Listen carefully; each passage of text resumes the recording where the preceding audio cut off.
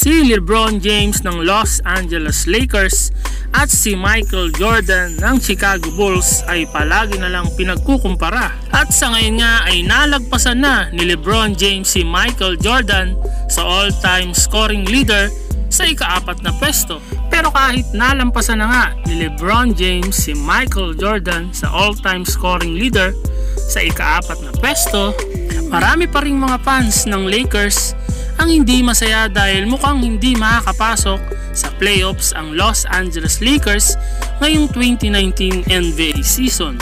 At ang susunod na target ni LeBron James sa all-time scoring leader ay si Kobe Bryant na nasa ika-3 pwesto sa score na 33,643 points.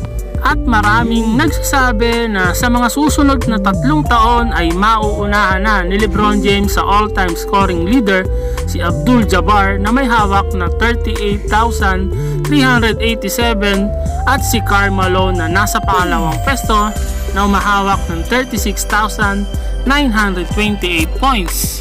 At ayon naman sa pinakahuling pahayag ni LeBron James ay tinanong nga siya kung bakit number 23 ang number ng jersey niya sa Los Angeles Lakers, at ang sagot nga ni LeBron James ay paborito niya nga daw si Michael Jordan.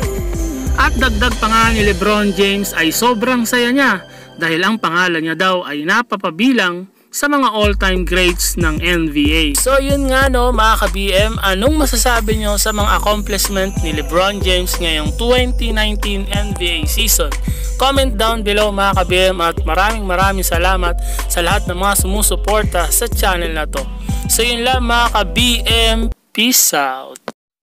I never made it, but I know what it takes. I'm motivated by a mix of emotions.